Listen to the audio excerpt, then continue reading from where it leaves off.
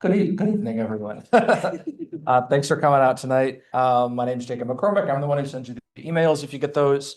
Tonight, Shayla Croto, our art registrar, is going to present on diverse decor, comparing the artwork of Elijah Meyer's Three Capitals. I want to give a quick plug for next month's presentation. It will be date will be sent out. It's already set. It's online if you're looking for it, but it's Matt Van Ecker, our Save the Flags director, presenting on governors' time in the armed services. So it'll be an interesting look at their military history. So we're excited about that one, but I'm just going to turn it right over to Shayla to get started here. So welcome and thank you. All right, let me just clip this back on. All right, hi everybody. Welcome to our presentation today. We're going to be talking about diverse decor, so comparing the artwork between our capital with those of Texas and Colorado. All right, so when we think about art in the Michigan State Capitol, we often refer to the entire building itself as a masterpiece, which means in a broad sense, art would include things like the architecture, the grounds, decorative artwork, faux finishes, and then the actual movable artwork on the walls as well. As part of America's 250th anniversary, our team at the Capitol wanted to focus more on connecting our capital with the nation as a whole. So we've talked about in the past the importance of recognizing our art collection as part of this greater story of art history, not only just how it connects around Michigan, but also how it connects nationally and then globally as well. So today I'm going to talk mostly about the interior artistic aspects of the building, so things like decorative artwork, finishes, and movable art.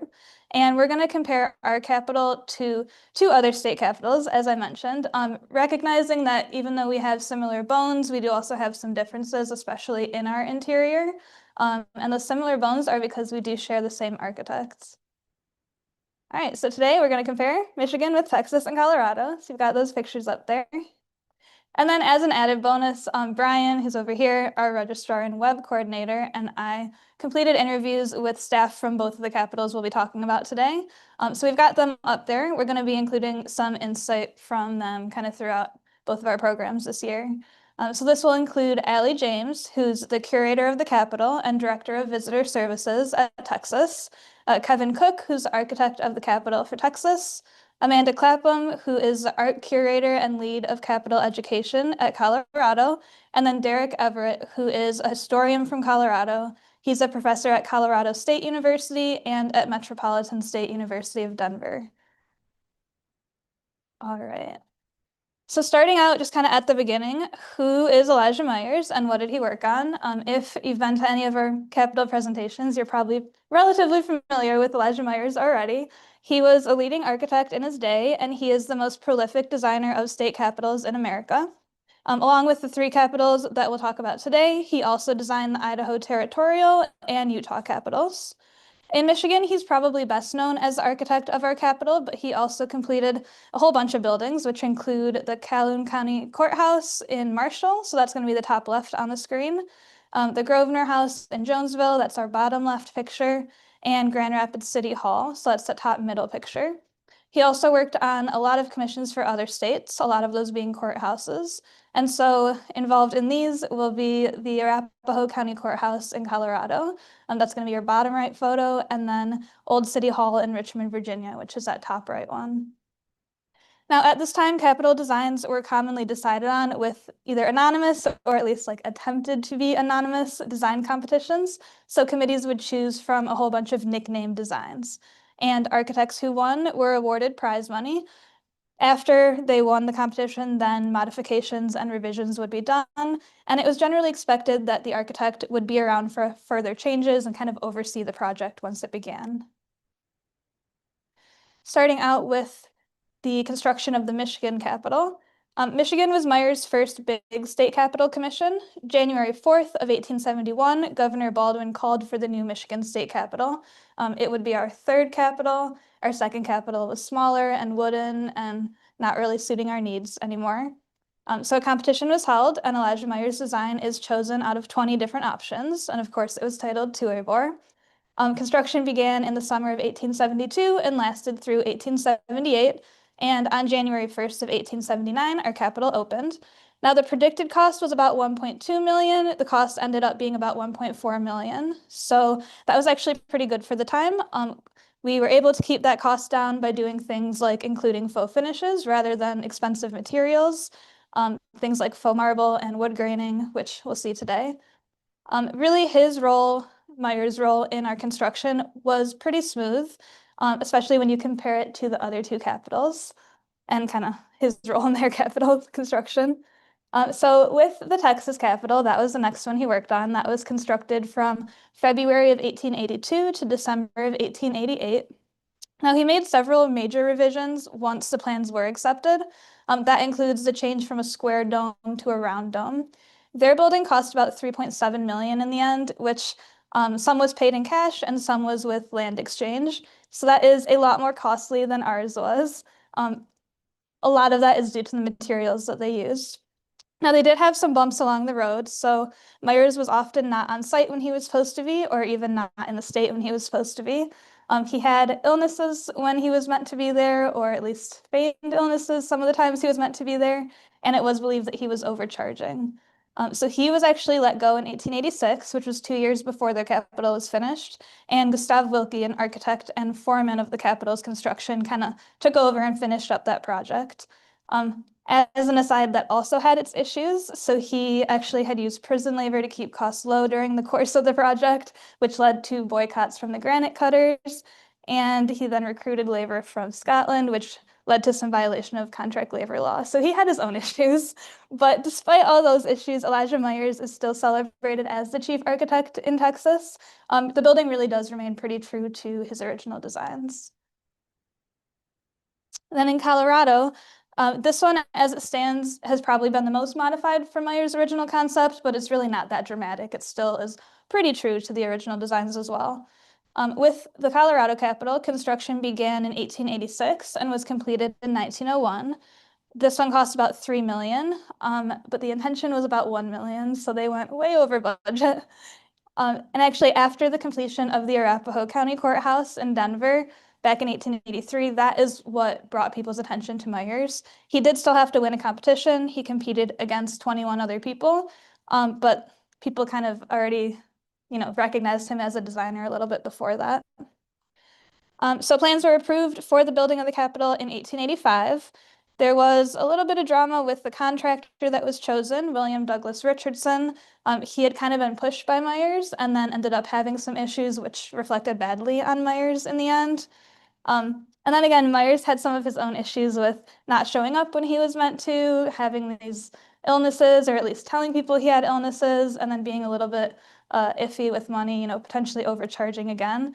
And so he is once again dismissed from the project in the summer of '89. And he's replaced with Superintendent Peter Gumry.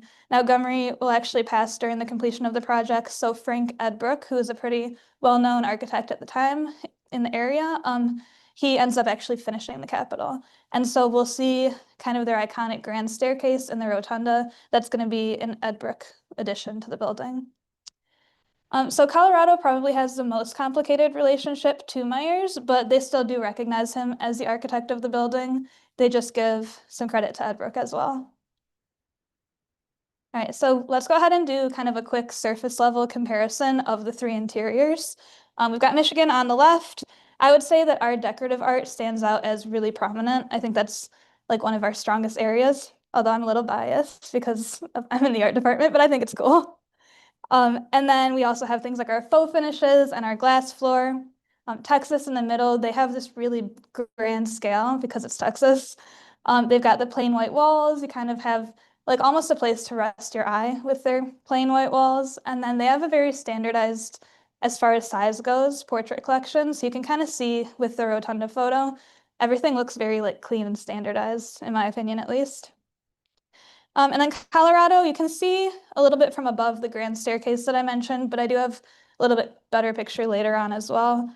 They have really, I think their strengths are some of the materials that they used, which we'll talk about, and then they do have some cool stained glass and decorative paint as well. So while the three buildings have similar kind of blueprints and exteriors, they do vary a little bit when it comes to the interior decorations. I think even just looking at these photos, you can tell that we do have a lot of similarities in like I said, the bones of the building.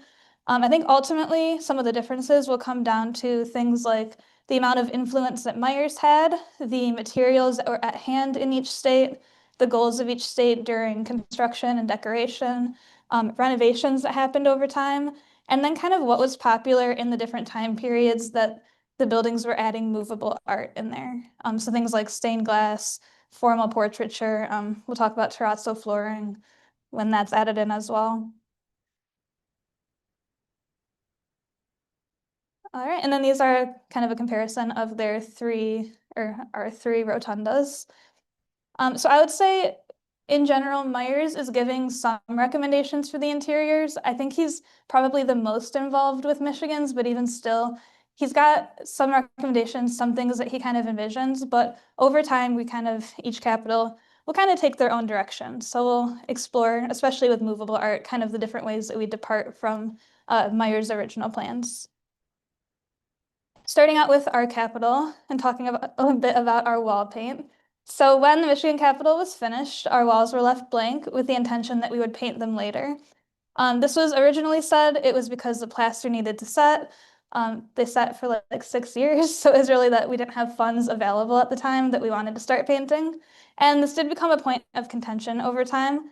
So the Post and Tribune noted at the time that the building opened that, quote, the large expanse of light-colored walls is somewhat tiresome to the eye. Governor Croswell then included in his January 1881 message to the legislature that the walls of the Capitol were now dry and that they should really start considering painting them. And it's not until June of 1885 that the first of three decorative art appropriations is actually passed, which then allows for painting to begin. So a state capitol decoration board is created to develop and award a contract for someone to decorate the capitol. There's 15 entries submitted, and in November of 1885, the William Wright Company out of Detroit gets the contract.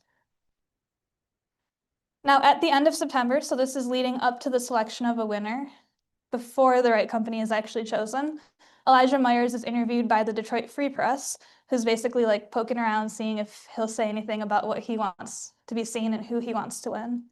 So he's asked his opinion on designs by Robert Hopkin, who's up there. He's a leading Detroit artist who is going to submit work as part of the Dean Godfrey and Company submission. Now, they're not the ones that win, but they're probably like the biggest competitor, I would say, of the Wright Company, whose artist that submits with them will be Tommaso Uglaris, who did the Muses in the Dome. So in this interview with the Detroit Free Press, Myers gives his opinions on what he thinks should decorate the Capitol's interior. So I'm just going to share a couple of quotes. I've got a few up there, but I'll just read some to you. He says, naturally, I have a feeling of pride in the state capitol, and to be frank with you, ever since it was decided to decorate the interior of the building, I have felt a great deal of anxiety on the subject. While I shall have nothing to say in the selection of the designs for the interior decorations of the building, I cannot see that it will be indelicate or unprofessional in me to express an opinion on the subject. The designs accepted should be in harmony with the architectural design of the structure. They should possess the classical and historical character which I believe the building already has. And then the article goes on to describe some of Hopkins' designs, which obviously we don't end up with, but they did have a lot more figures and a lot more kind of symbols than our current design.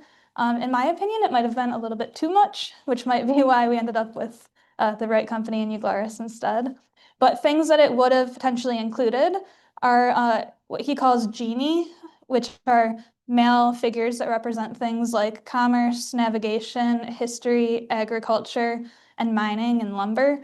So kind of similar to our muses, but like the male equivalent almost, which I found really interesting. And then he also wants to include some female goddess figures to depict these concepts like education and the fruits and grains of Michigan, which is very similar to what we end up with.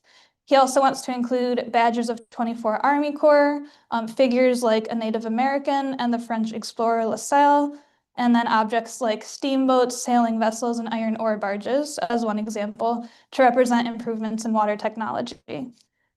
So I think from this article, it's evident that Myers liked Hopkins' designs, but I think even though ultimately different designs were chosen. I think they're similar enough and classical enough that they're kind of keeping with Meyer's general concept of what he wants in the building, while maybe being a little bit less like full of figures. So yes. Along with those quotes from Myers, we do also have a lot of designs that he created for the building. So he provided us with several designs of how he wants the Capitol to be furnished and decorated. For example, we have the House and Senate rostrums, which he designed, the chair for the Speaker of the House, and then kind of smaller, more delicate things. So things like the cast iron for the radiators, different column capitals. We've got a Corinthian column capital design up there. And then he gives us a ceiling plan for the chambers. So you can see the Senate chamber illustration up there, and then what it looks like today, which you might be familiar with. Now, unlike the decorative art, which was 6 years delayed from when we opened, the faux furnishes were actually completed at the time of construction. So these were completed by Dean Brown Godfrey, which might be why Myers kind of liked their design and was quoted liking their design a little bit later. Myers actually thanks this company in an open letter published by the Detroit Free Press in September of 1878, and he calls the work excellent multiple times, if you see up there. He says, quote, "The work which you grained, shaded, and varnished would require a competent expert to discover the difference between the graining and the natural wood. I have had charge of a large number of public buildings, and I have never had such excellent work executed by any contractor before." So I think this is one thing where he was around for it. He saw the work actually get done, and then he had the time to reflect on it. And this is definitely like the style he was going for. He's happy with what comes out of that design and that work. All right, now moving on to Texas. One big change that happened with the Texas Capitol is that the building's exterior was changed from limestone to granite as a construction material. And this was mainly due to like accessibility. The granite was more accessible for them.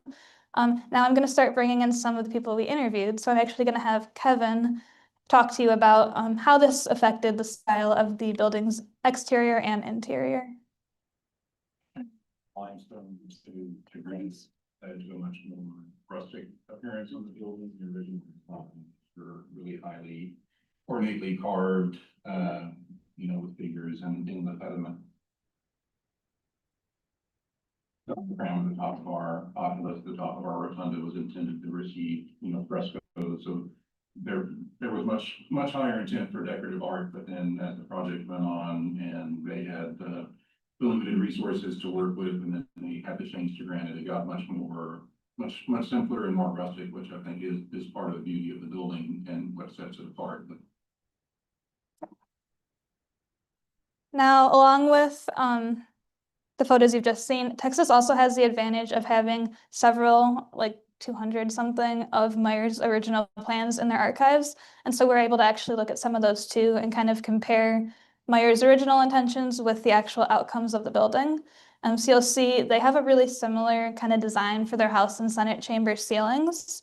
And you can see what it actually looks like today. There's also really detailed designs. So this is a sketch for what he envisions for the Supreme Court room. And then same with ours, we've got the really decorative designs. So things like a door surround, railings for the staircases, transom designs, all these kind of like small, very Elijah Myers type designs that are going to go into the building. And then what I thought was really cool is he designed some stained glass windows, which are found in the building in the blue oculi room. And I'm actually going to have Allie from the Texas Capitol explain this because she does a really good job of it. And I think it'll explain it a little bit better than I will. Our room, and so it's this really beautiful blue round oculi. And when you're in this room, to me, it's very spiritual. It's very to me, indicative of kind of the attention to detail that I think Myers had. He actually drew these blue oculi as part of the drawings, and thankfully 150 of those drawings survive in the State Library and Archives.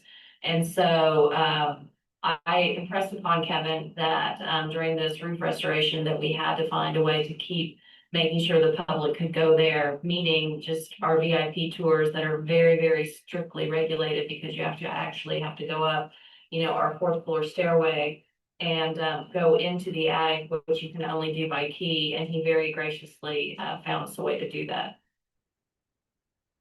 Yeah, so I think the fact that this is a space that's not always seen by the public, it's a little bit harder to get to, but it's still so intricately designed. I think that's a very like quintessentially Elijah Myers type of design. And I do want to point out this area where you can kind of like see through the windows, the dome is kind of similar to like what we have in the attic area above the House and Senate chambers, where you can kind of like look up and see the dome. So kind of a similar design there as well. Okay, let's go. All right, now Texas did actually originally have some glass block in their floor, like ours. In 1936, this was replaced with terrazzo, and there's actually, as far as they know, no existing photos, nothing that's been found at least, of what the glass would have looked like. So when we were talking to Allie, she described it as like the one photo she wants to find before she retires. So if anyone finds one, let us know and we'll tell them. So if you look at these photos, you can kind of see an idea in the plans of what it would have looked like. On that right side, there's a little colorful design, and then you can probably barely make out it says glass up there. And then there's a photo of like the underside of where the glass floor would be. So they do have it designed today kind of as a reflection of what it would look like, but it's not the actual glass block in the floor there. And I'm going to have Kevin talk to you about it for a second.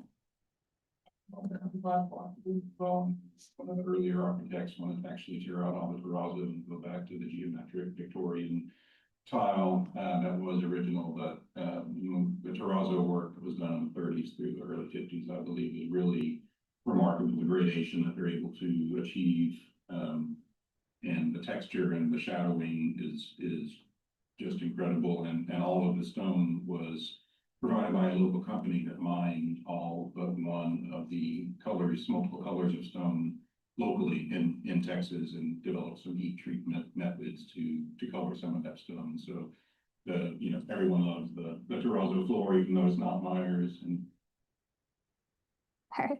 So this shows us, from Michigan's standpoint, how highly detailed and kind of well thought out Myers' plans were. And I think comparing some of our designs with some of Texas's designs, you can kind of get the idea that he had a similar style for both buildings, and his head was in the same similar place for both buildings. And just looking at the similarities in our designs, we can kind of get more of an idea of what Myers was thinking, even for our building as well. Hello.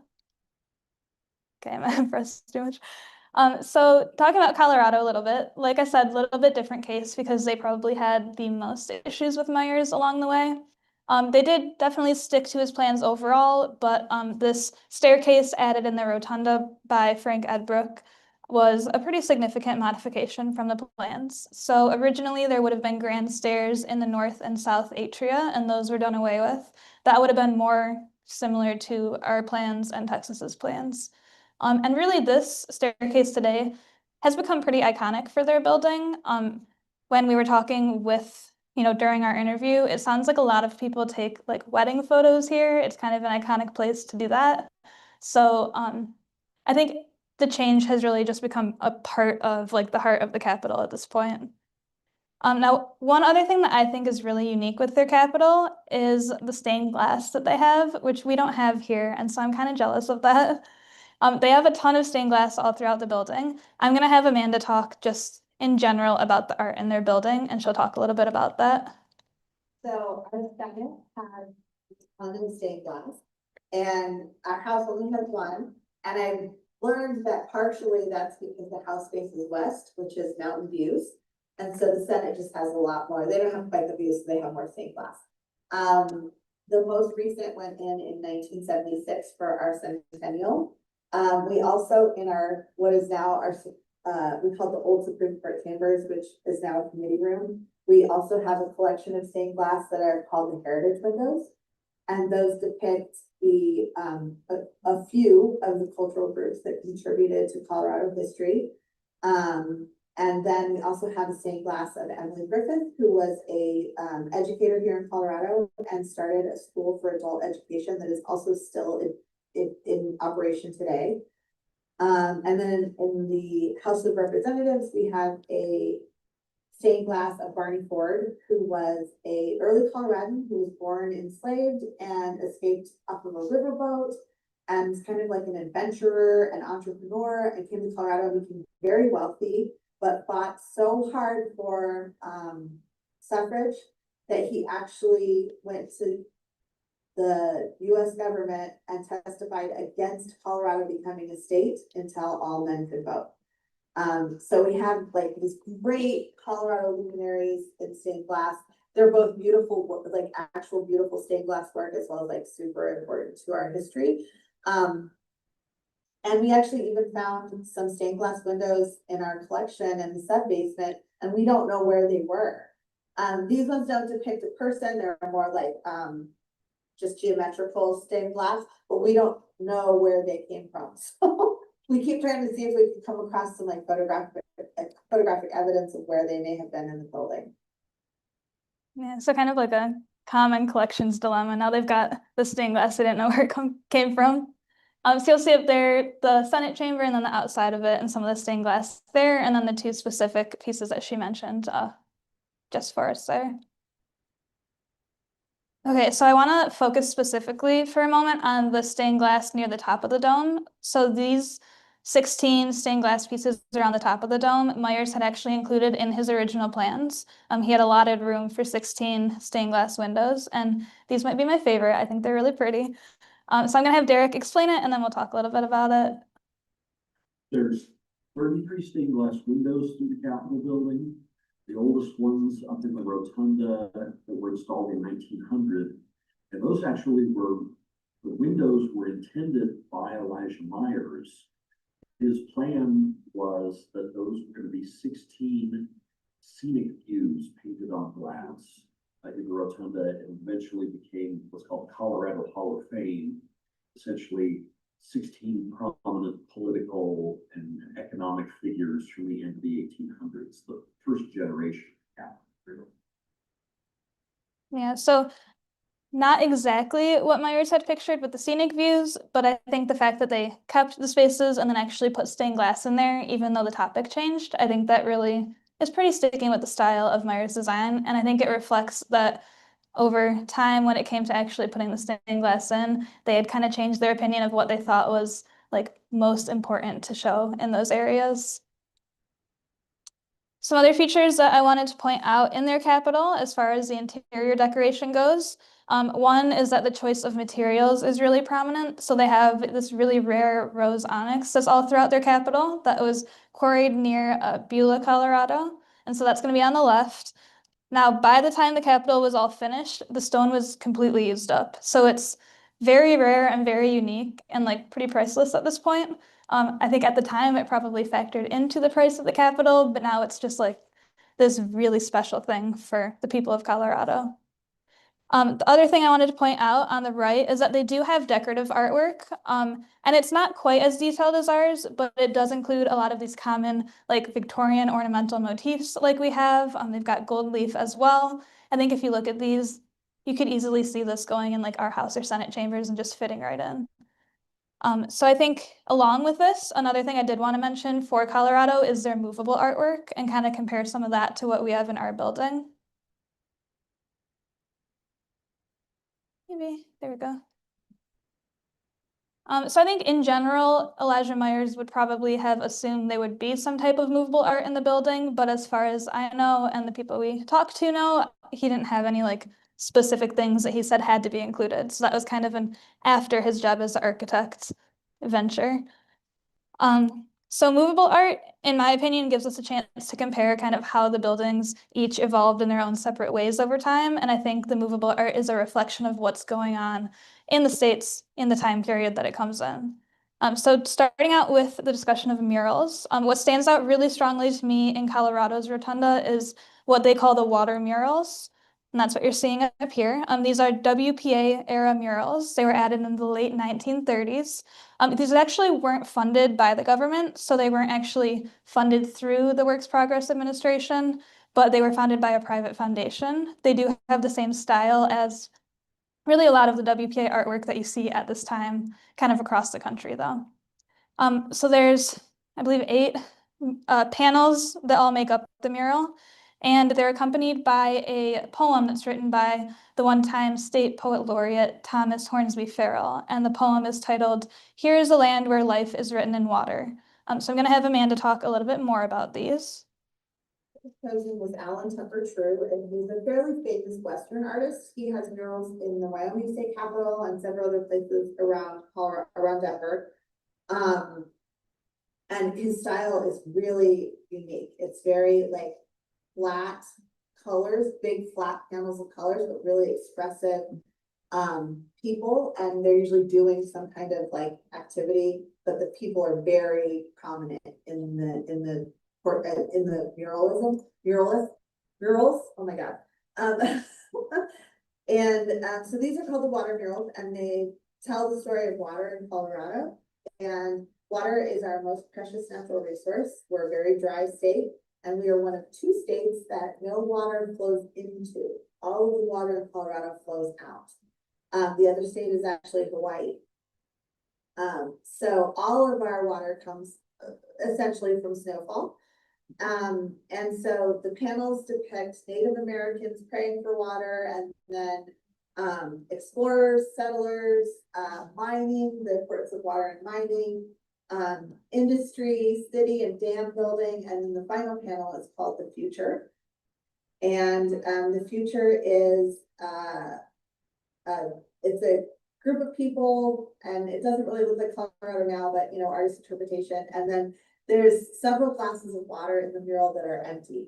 And it's actually the artist talking to us to maintain the water in Colorado. And so I always love pointing that out to my guests, because it's the artist looking into the future. All right, so you've got the artist up there, Alan Tupper True. A couple things I wanted to talk about with these murals. First off, in that bottom right picture, you're going to see the artist standing up on this like makeshift scaffolding. And I just think it's a fun thing. The painting he's working on is actually that painting up in the upper right corner. So I thought it was cool to find that in a picture with the artist. So I wanted to shout that out. And then about the murals, kind of how they're stuck onto the wall. So these are just made out of canvas, and then they're just pasted right up onto the wall, which is actually the same thing that we did with our muses up at the top of the dome that Euglaris painted. They're just like stuck right up there. So like technically not permanent, but they're pretty permanent. Like they're going to destroy the wall if you take it off. And actually underneath their murals, they do have some stenciling. So they just covered up the stenciling with the water murals. All right, now Texas doesn't have murals, but they do have these really big monumental paintings. And so I've got the 4 kind of like main ones they talked about up there. These include, hopefully you can read, it's kind of really small, but Dawn at the Alamo and Battle of San Jacinto. These are both painted by Henry Arthur McArdle, and these both hang in the Senate chamber. Those are the top 2 images. And then the bottom 2 images, the Surrender of Santa Anna and David Crockett. These are both painted by William Henry Huddle, and those are in the South Foyer, so that's, you know, outside the chamber. A couple of things to talk about with these. They're really kind of dramatic, these multi-figure paintings, and they are meant to illustrate important moments in Texas history. So very briefly, I learned a lot about Texas history in the past like week or so. The Battle of the Alamo, what it's representing is this really pivotal event in the Texas Revolution. So this is 1836. It's a 13-day siege where Mexican troops reclaim the Alamo mission, and they kill a lot of Texan soldiers. So over time, this was seen by Texans as a symbol of courage and sacrifice. Today, this is interpreted a little bit differently than in the past. It's kind of more nuanced. As time has gone on, people have started to look at it a bit differently and talk about the art a bit differently. David Crockett, he was a U.S. congressman from Tennessee. He was a key defender of the Alamo and actually died in that battle. The Battle of San Jacinto, this was the first engagement of the Texas Revolution on April 21st of 1836. So this is when the Texan Army won, which led to the independence of the Republic of Texas. And then the surrender of Santa Anna, that happens the next day. So this is when the Mexican general, whose last name is Santa Anna, is captured. And this kind of further progresses the Texas Revolution, or I guess ends the Texas Revolution.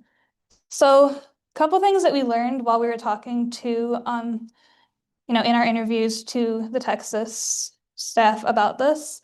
The murals aren't painted completely factually, so a couple things have come up in modern times. Something as small as like the wrong foot of someone was shot versus things like, the entire framework of the portrait. We think about things differently today than they used to in the past. And so one thing that they really talked about with us is training their visitor services people, training their interpreters to have a really specific dialogue when they talk about things. That way they're able to correct anything that's problematic or not factual and be able to like really engage with their visitors about it.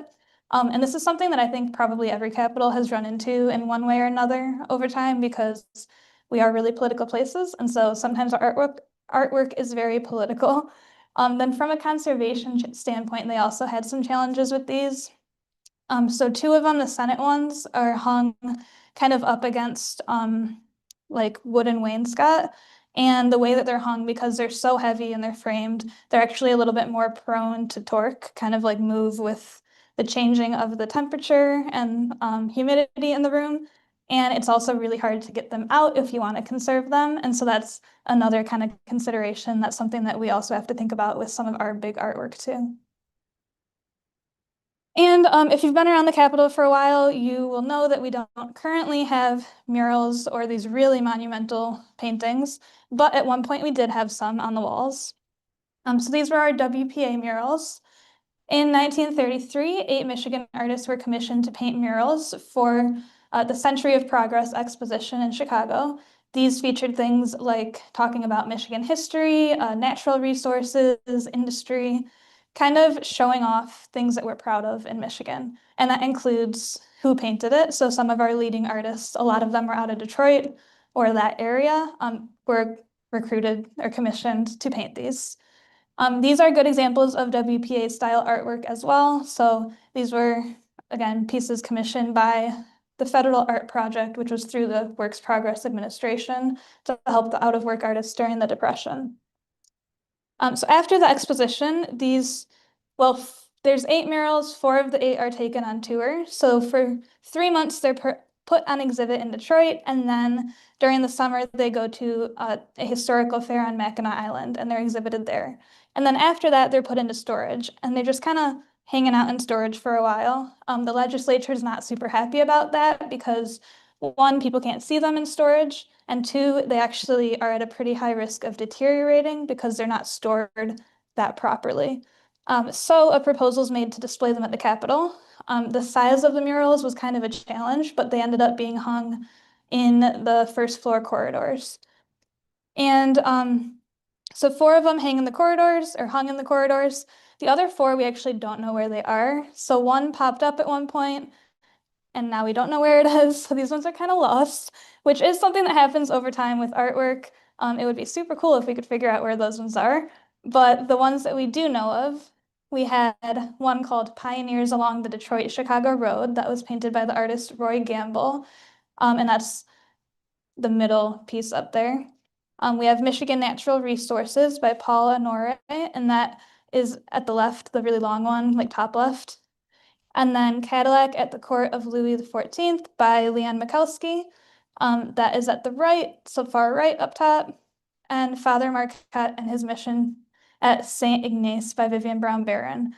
And so these ones, they actually were taken down after a while. With the restoration, it was kind of decided that they didn't really fit the Capitol, the style and the time period of the Capitol, as well as maybe we wanted them to. And so they were relocated. So the one by Roy Gamble was relocated, put on public display at the Michigan Historical Museum, as was the really long one by Paul Honore. And then the one on the right was also put at the Detroit Historical Museum. And the one that I actually don't have pictured because it didn't fit was put on exhibit at the River of History Museums in Sault Ste. Marie. And so you can see some photos up there too of taking the pieces down. You can get an idea of how big they are and then loading them up in a truck to be moved.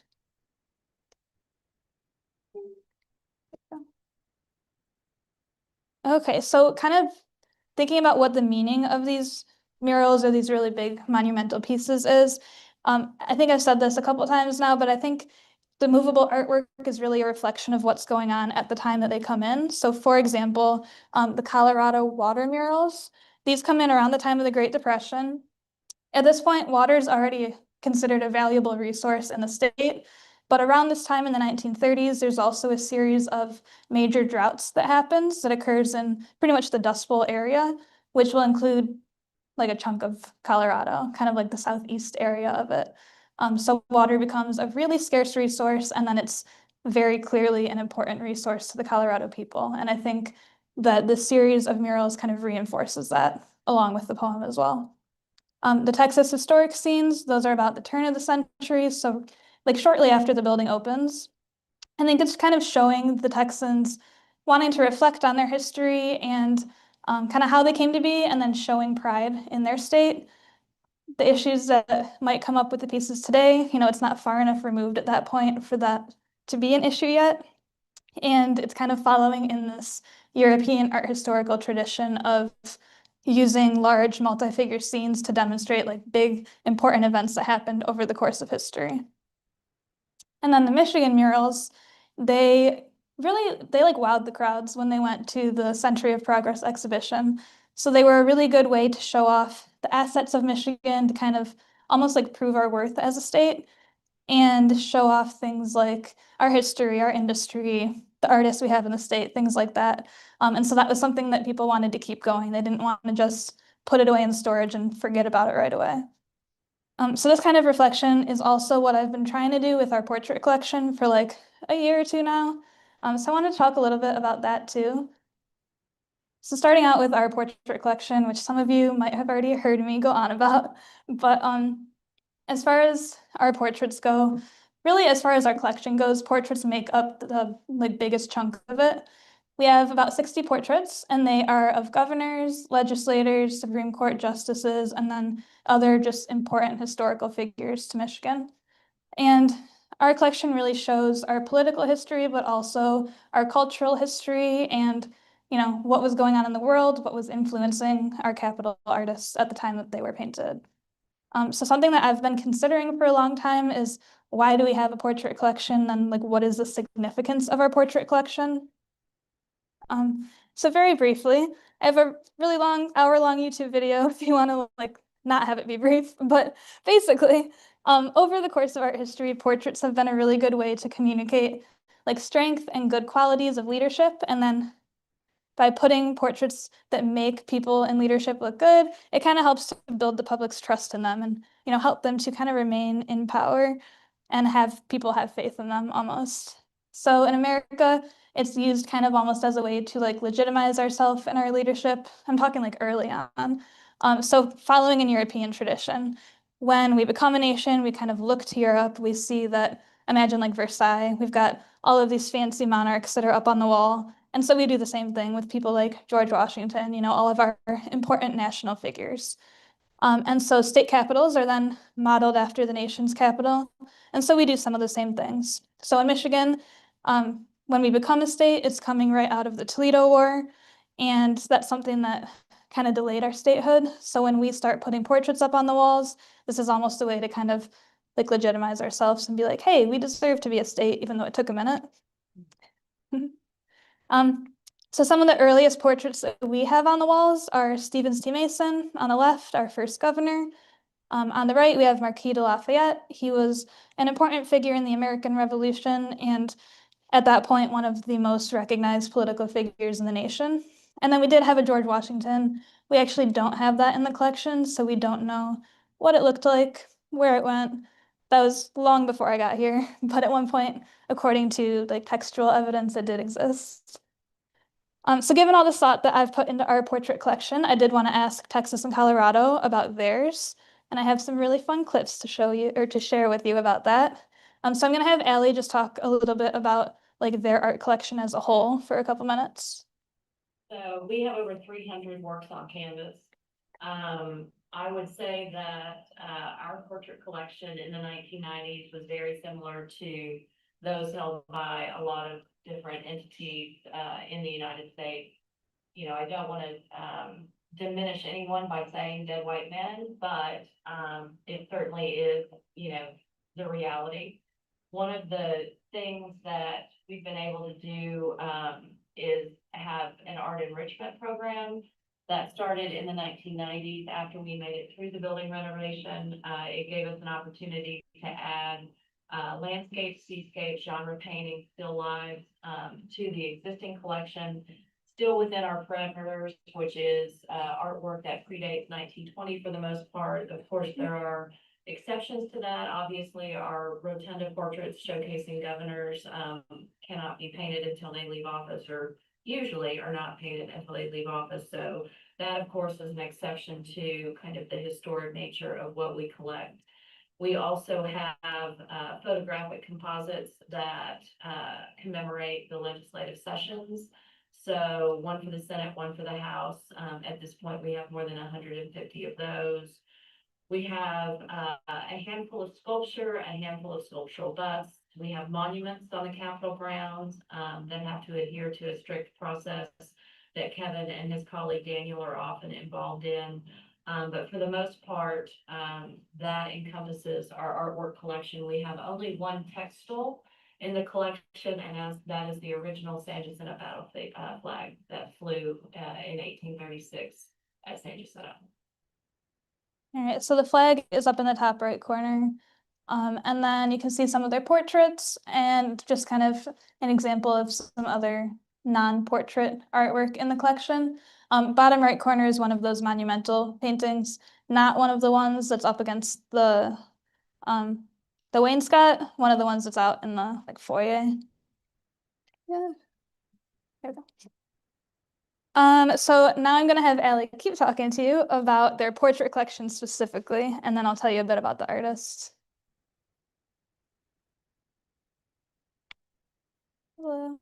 So our building opened to the public San Jacinto Day of 1888, so April 21st. And it was basically a blank building. Very quickly, we started to see appropriations for artwork and furnishings, and we started to see some of the paintings hung as early as 1889, 1890. It's very interesting how the legislature ended up favoring some Texas artists over others. Some never received payments. They would actually put their historic portraits on display in the hopes that the legislature would purchase them. And unfortunately, in a couple of instances, they didn't, and they either had to be hauled off, or in two situations they were caught in fire. It's not good. So we've got a picture of the artist William Henry Huddle up there. She didn't tell you a lot of info about him, so I'm going to. He started painting portraits for the Texas State Capitol in 1886, and he painted mostly from old photographs, if they were available, of the leaders. The state commissioned him to paint 23 pieces at once, not at once, but they commissioned him for 23 at once, and that was for $8,000. Now, some of the first ones that he paints that go up are the full length of General Thomas Jefferson Rusk. This was somebody who signed the Texas Declaration of Independence and was Chief Justice of the Texas Supreme Court. He also became a U.S. Senator, so pretty well-known political figure. The 5 presidents of the Republic of Texas, and then 17 governors, so the ones that held office from 1836 to 1888. So kind of keeping in that well-known early political figures, they want to put them up on the wall right away. And they're actually pretty organized about that. They'd commission 23 at once and actually get them painted at once and know where they are. So that's always a good thing.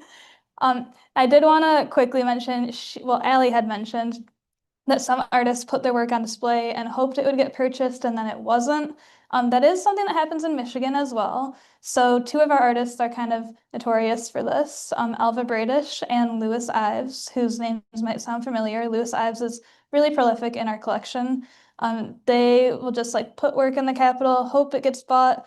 Sometimes the work is hung up for long enough that they start to argue with the legislature about how they should be paid for it. So we do have textual evidence of them asking for money and kind of fighting back and forth for it. A portrait of US Senator Chandler is like stuck in the governor's office for a while, and Lewis Ives just like hopes somebody will do something with it.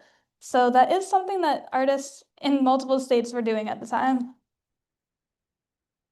All right, now Colorado, they are kind of unique with their portrait collections because they have two sets of portraits.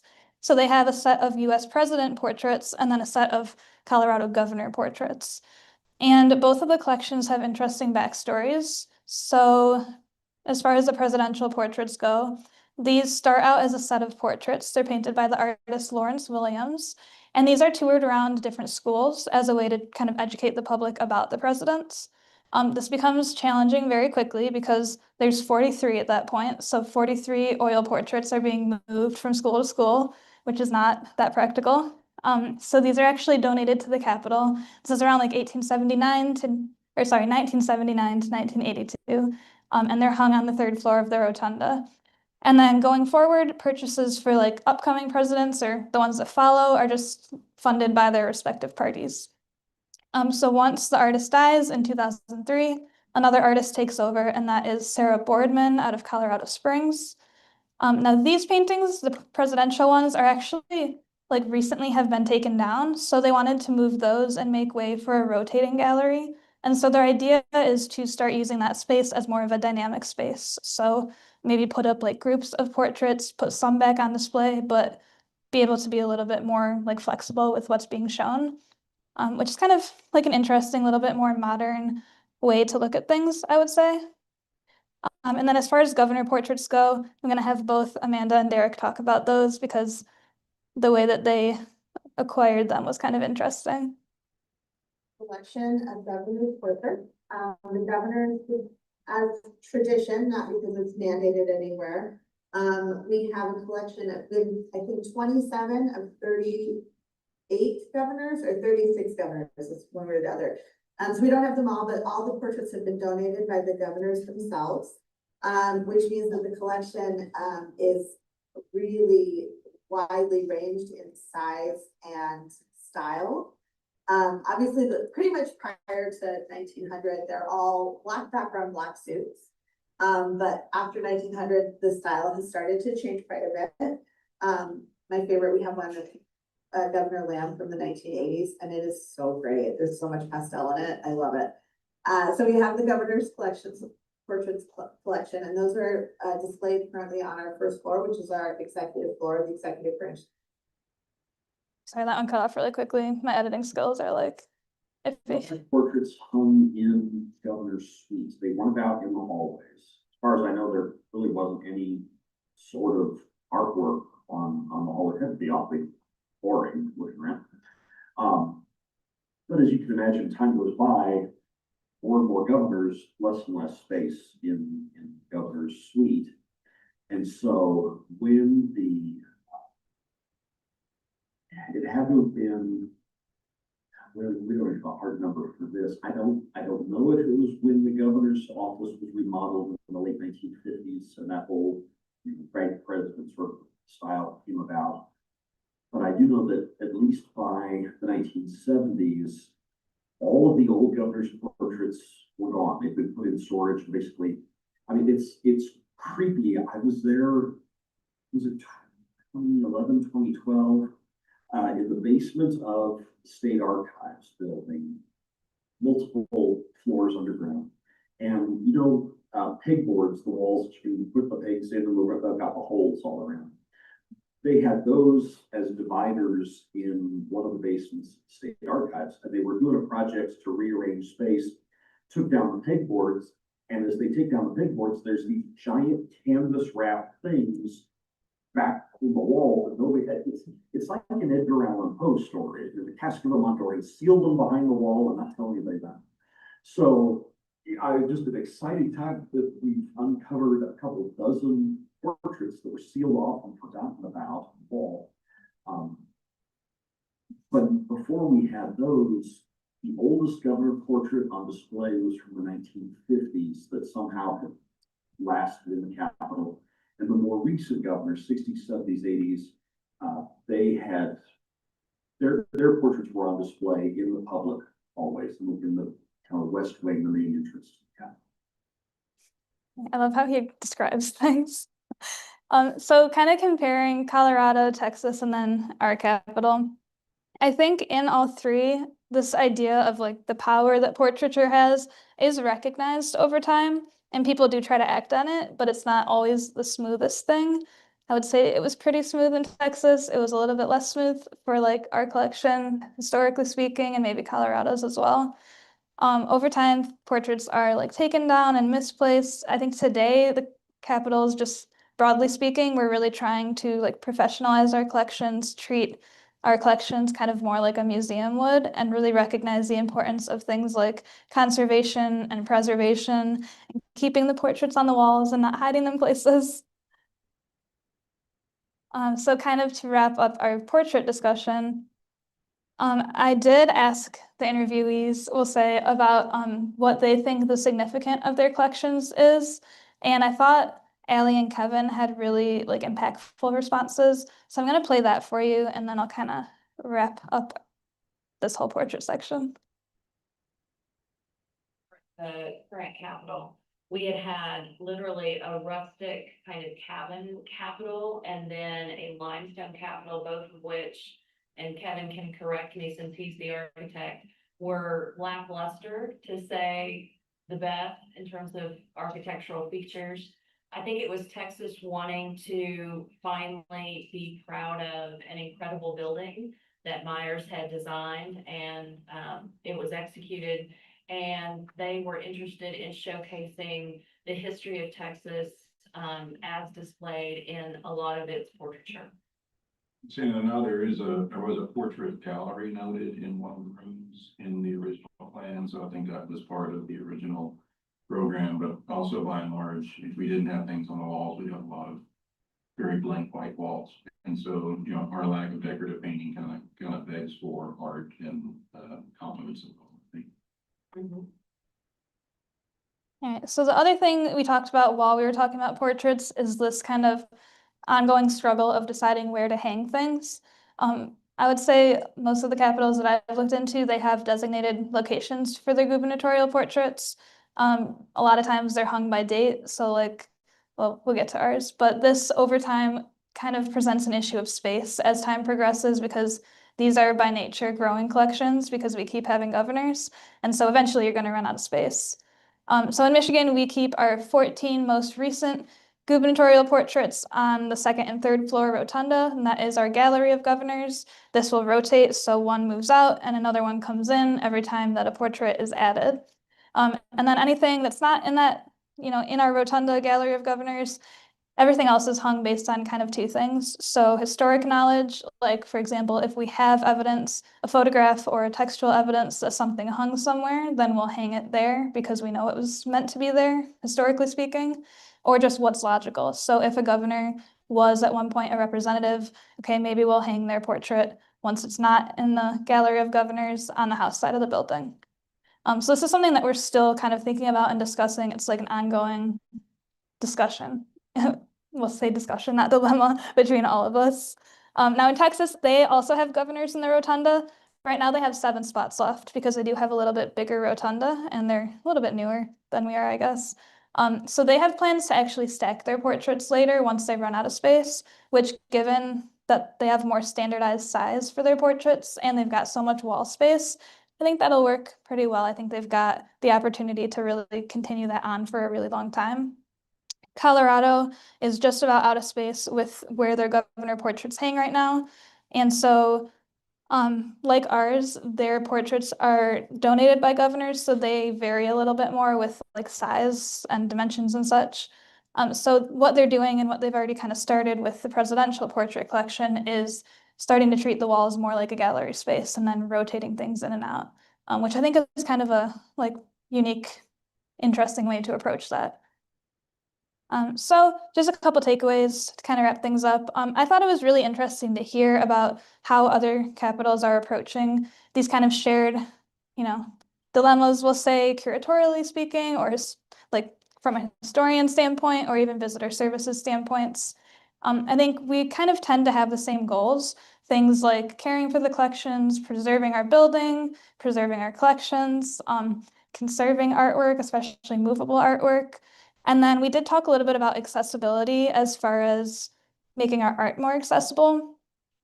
So we just in the past year got all of our artwork online, which you should check out if you haven't. And that's actually something that both Colorado and Texas are working on. It's kind of like the next thing that they want to tackle. So we're actually doing pretty well in that respect. It's kind of, I feel like it's a very important thing that a lot of the capitals are probably thinking about right now. And then, like I had mentioned, trying to kind of professionalize things like collections management and exhibits and putting more exhibits up. So I really liked talking to the other two capitals. I think it was a very enlightening thing. And then kind of to bring it back to the start, from the time that all of our buildings were constructed, the Michigan, Texas, and Colorado capitals have really been united by our shared architect, Elijah Myers. And this kind of interviewing project and our National Celebration of America 250, I think it's a really good way to remind us that even though our capitals are pretty far apart, we're still all part of this like shared national history. So we're experiencing it and we have experienced it kind of all together. And if you did like this presentation, Brian's going to have one in October that's similar but based more on architecture instead of art. So check that out if you want to. And yeah, I can take questions if you'd like. Go ahead. In the Texas capital, they have any artwork dealing with the Civil War, Texas, like battered flags or anything. Yeah, do they have one dealing with it? I didn't come across one. They've got like 17 monumental paintings. Or 17 paintings, only the 4 are monumental. So I don't believe so, but it might have just not been on their website and mentioned in the interviews. So don't completely quote me on that because there might be one that exists that I'm just not aware of. Yeah. But, Repeat the questions. oh, sorry, I always forget that. My question's on Myers. By the time he gets to the second and third capital, it sounds like he has illnesses feigned or fatal. When he goes to do the third one, he already exhibited these behaviors. Like, in other words, how did he keep getting hired at that third capital? Okay, so how did Elijah Myers keep getting hired even though he started to have these illnesses and problematic behaviors? Honestly, he, at least in my opinion, he was a pretty like well-recognized architect at that point, and the buildings that he had put up, not just the capitals, but also like courthouses and stuff, they were like very beautiful, very well-recognized and nationally recognized. And so I think having an Elijah Myers building was just kind of it was like something people were proud of and something that they wanted to have happen, even if you had to deal with maybe some issues along the way. And I think maybe with some of the smaller buildings, it didn't take as long. Maybe he didn't have quite as many issues, although I haven't looked into all of their histories. Okay, anything else? Go ahead. Yeah, Myers, by the way, also did the Idaho Territorial capital. Yeah. Right down. But the reason why he won that one, he was the cheapest. And there was no indoor building at all. But we've been to both Texas and Colorado, in all of them. A little disappointed in Texas. Interior. Yeah. Good. Yeah, they seemed very plain. But it was funny when you watch both buildings. And you noticed the columns, the doors around, stairways, balustrades. Oh, we've seen this before. We've seen this before. Yeah, actually the capital that has the most similar wall decoration is Iowa. It's built about the same time. Okay. Same. Sorry, just one quick, in Texas on the outside. A little louder. Pardon? Oh. And you speak. Yeah, sure. I was gonna say, like, should I give it my? There's a monument out front to the War of Northern Depression. And you go up to New England and it's the War of Rebellion.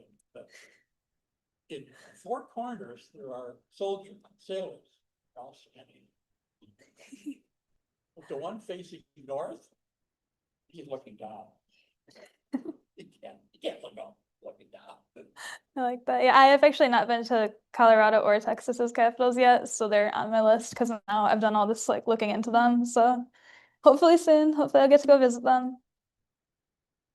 Go ahead. You know how much money was appropriated for the painting of the Capitol, and did writing companies stay within that budget? That is a good question. That's something that I probably should know off the top of my head, and I don't. Do either of you know off the top of your heads? I think it was like 50,000 roughly appropriate, and I have Okay. no idea if they stayed funded. The question that I keep forgetting to repeat all the questions was how much money was appropriated for the right company and if they stayed in budget. And we think it's either 50,000 to 80,000, and we don't know if they stayed in budget. There is a great exhibit on our website. Yes. That talks about the decorative art, which might tell you the answer to that. Yeah, if you're interested in the right company or any of the decorative artwork, we have a huge thing online about it. So check that out. Capital.mi.gov. .michigan.gov. Buy it. I think ours also is with them.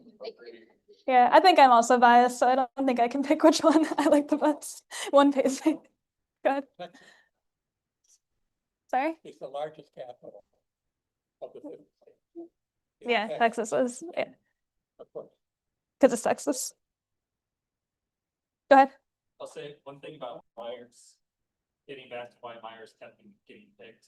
Yeah, One thing that we got into with Derek, the historian in Colorado, was that there might have been a misunderstanding about the role of an architect versus a project manager, where he really oversaw Michigan's whole construction because he lived here, but he stayed in Michigan during the Texas Colorado Capitol constructions.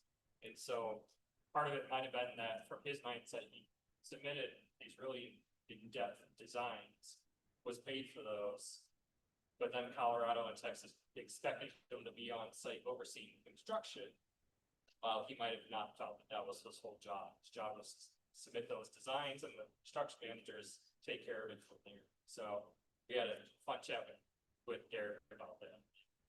That might have been some of the issue, just misunderstanding of their exact. should I summarize that? Yeah. Yeah, so Brian gave us a good explanation about there being a difference between, or like a misunderstanding between an architect turning in a design versus an architect who had turned into a design, then acting as a project supervisor. And he did act as a project supervisor for Michigan because he lived here, but he might not have thought that was his role for the other two capitals because he didn't actually live there. All right, anything else? Awesome, well, thank you for coming.